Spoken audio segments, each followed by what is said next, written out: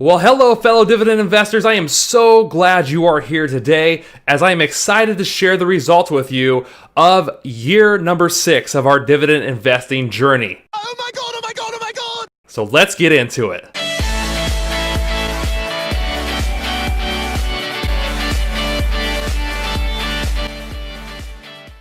I hope everyone is having a beautiful day. My name is Mike the CPA and welcome to Money and Life TV, and I really appreciate you being here. Before we get into the content, if you guys could do me a huge favor, if you want to support the work I do on this channel for all the time I spend building these spreadsheets and making these videos, you can do so simply by dropping a like or leaving a comment below. And if you're so inclined to, share this video with others. Thank you so much in advance. This video is going to recap year number 6 of our dividend investing journey for my wife and I. The first year we ever produced a video regarding our dividend investing results was last year. And that's why I just want to quickly cover where we left off last year, answer some of the common questions we had, and then we're going to proceed forward to see those results. This is the spreadsheet that I just keep personally, and that's what helped me keep track of all of these dividends, all this cash flow coming in, and I hope to paint you a good picture. Right up in here, we'll make a happy little cloud. Use just the corner of the brush. A nice clear picture of where we're at and then where we're going from here. If you guys remember in last year's video, which I filmed actually sometime in April of this year, in year number 5, we ended the year with a total dividend income of $3,524.60.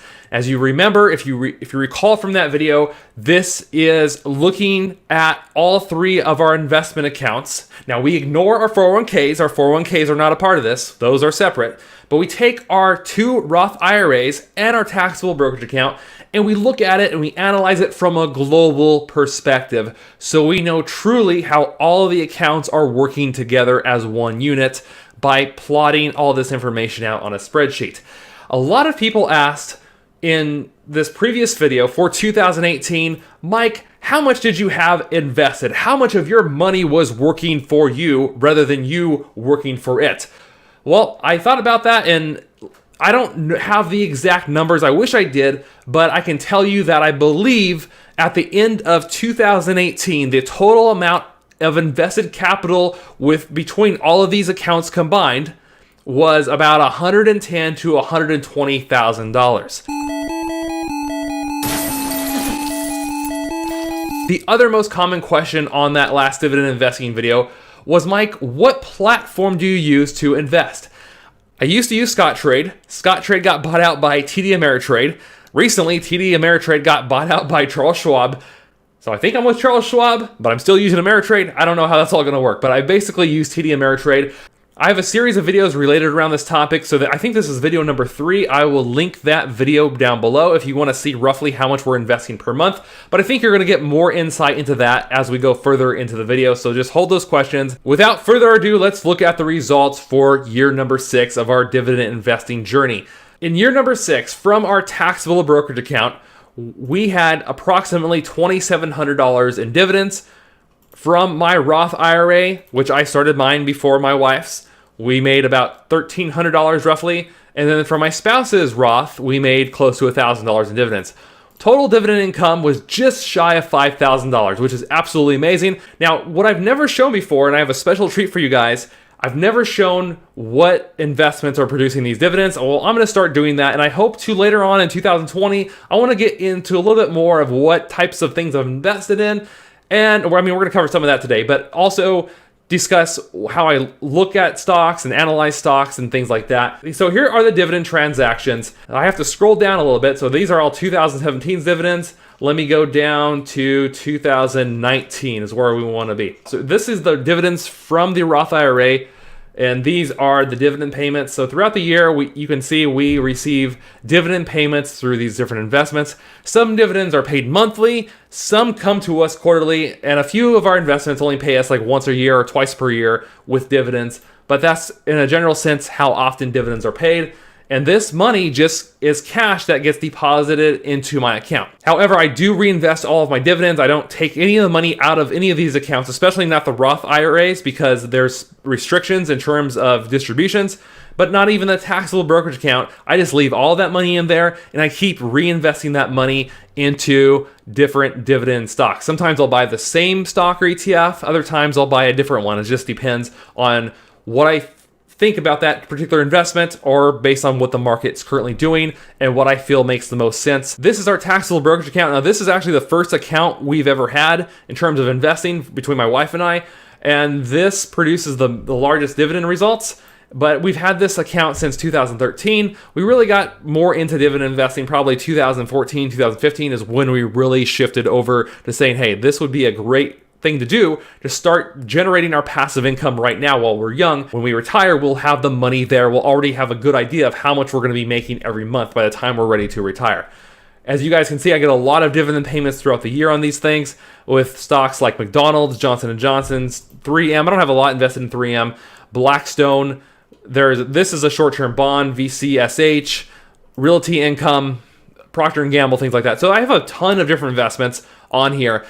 I will say that just because I'm showing you these investments, I've always been hesitant to show you guys what investments I own. I don't want you to ever feel like you should copy me. Keep that in mind when you're thinking about investing, is do your own research, make sure it makes sense for you, know why you own it. Investments that were a good deal when I purchased them, but might not be a good deal today if you were to try to buy the same investment today. So you really have to think these things through, but I wanted to show you what investments are producing my dividend income, and here they are. You can pause the video if you want as I scroll through this. I will have more videos in the future coming in 2020 that discuss more in detail about what kind of investments we own and so on and so forth.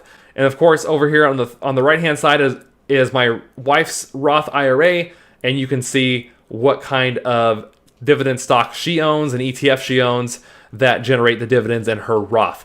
Remember, so these are, in this totals the amount for every year down here. Then this is just how I keep track of it. You guys can keep track of it however you want. Bottom line, this is how I recap my dividend income. This is where we're at the end of year 6. At the end of year 5, like I mentioned earlier, we had between $110,000 to $120,000 invested between all three of these accounts. At the end of year 6, which I'm really starting to track this, we have a total amount invested between these three accounts of roughly $163,000. That is how much money is working for us, and that is just our dividend stocks. We have a little bit more money invested than that, but that is just the investments that actually produce monthly dividend income or dividend income in general.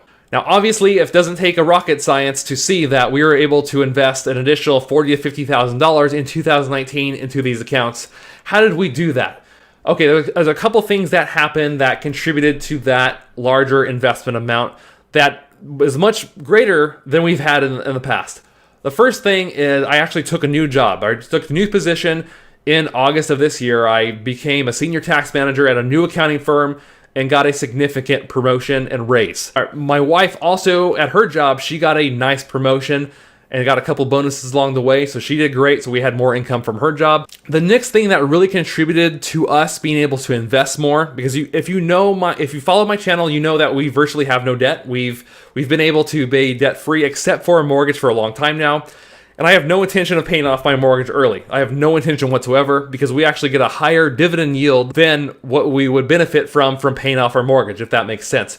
The next thing that factored into us being able to invest an additional $40,000 to $50,000 between these three accounts is the fact that when I started my new job, I no longer had access to my 401k. But the Roth IRAs were already maxed out. So the only other place I could invest that money was in my taxable brokerage account, which I'm fine with because I can take that money out anytime. I pay a little bit more tax because I don't have a 401k with me at the moment, but at least I could add more money to this and still invest. And so that's what I did. And the fourth thing that really contributed to us being able to invest more money, and which I've always encouraged you guys to do, is always focus on making additional sources of income, is this YouTube channel. All those factors have contributed to us being able to invest more this year. But obviously, most of my income comes from my job as a CPA and my wife as an analyst, and that's where our income comes from. In many of my investing videos, people ask how often I invest.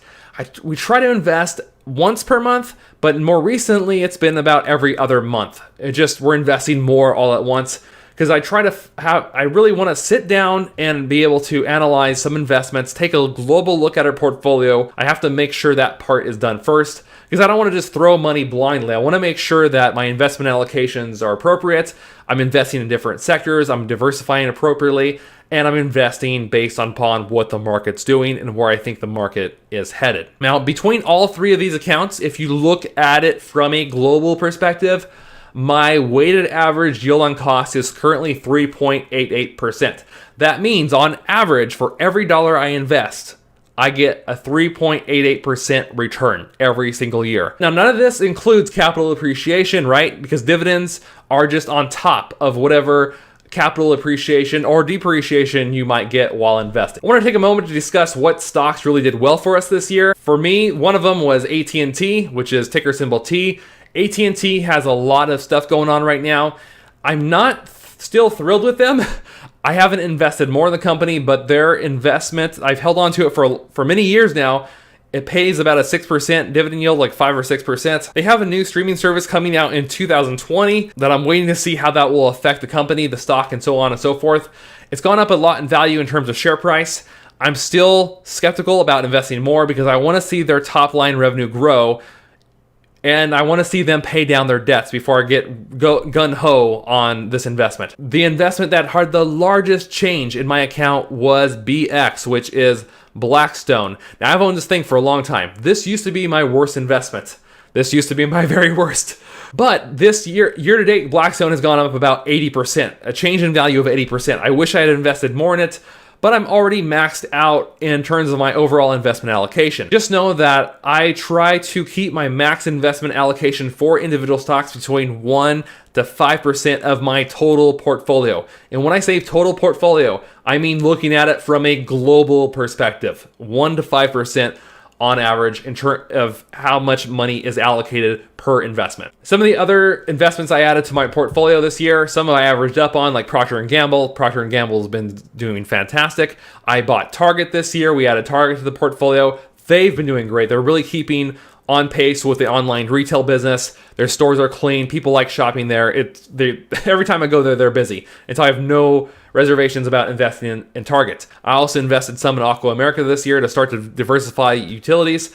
I invested more in Duke Energy this year because Duke is on sale, and that's part of the reason I invested in that. We added more shares of Pepsi this year, more shares of McDonald's. Another investment I've added to the portfolio this year is AbbVie, ABVV. It's a medical related investment. Their stock took a huge dive in value. I got in. It fell further. For a while, I was down 10%. I carefully looked at the chart and I analyzed another good spot to buy. So I added some more shares. I averaged down, and then it started coming back up from there.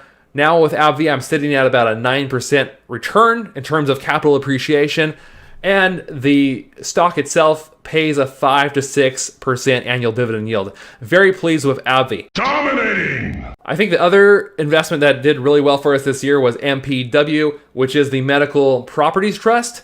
They're a REIT. They've gone up. I bought it in January of 2019, and I'm up about 17% year to date, and that does not include the dividend. And the dividend's like 5 or 6% per year on that, so I'm very pleased with MPW. We'll see where they go from here. That is the recap for 2019, guys. I just want to say that none of this stuff is rocket science. I've always encouraged people to not focus so much on the dividend income. Focus more on increasing your income at your job, from your side hustle, from your own business, whatever it may be. That is what's going to grow your dividend income faster than anything else you can do. Don't overly complicate this, guys. I'm not a genius stock picker. I just buy investments where I see there's a lot of demand for their products and services. I go to Target. I see a lot of people. Everywhere I go, there's demand there. I invest. I go to Starbucks. They're always busy. I invest in Starbucks. I go to McDonald's. McDonald's is always busy. I invest in McDonald's. My stock price goes up. So I invest in things where I can physically see consumers using their products and services all the time. It's not rocket science. It's just following where the demand is at. So if you just look around at what's happening around you, what people are buying, what stores they're shopping at, what they're drinking, all these things, you just buy those investments I know that sounds crazy, but I've learned this from Peter Lynch. I read several books by Peter Lynch, and that was his philosophy. And I just buy and hold, and my dividend income increases every year. Bottom line is, the faster you can increase your income from your job, whether that's staying at your current position or leaving to a different position to get a higher salary, that's going to help you. Increasing your income from your side hustle is going to help you, and just being very disciplined with how you spend your money. All those things are going to contribute to you growing your passive income faster and faster and faster, whether that be rental income, dividend income, interest income, whatever it may be for you. That is how it's going to play out. And I can't wait to see what happens in 2020. So if let's just say I make $6,300 in dividends, that means I will be making about $525 a month while I sleep. I love it. All right, guys. Well, thank you so much for watching. Leave your questions, your comments, and all that good stuff down below. Leave a like if you liked the video, and to support the channel, share this video with others. And if you're not already subscribed, make sure to do so. Every single week, we produce videos to help you become fiscally fit as we teach finances, investing, taxes, and more. Thank you so much, everybody. I love hanging out with you on YouTube.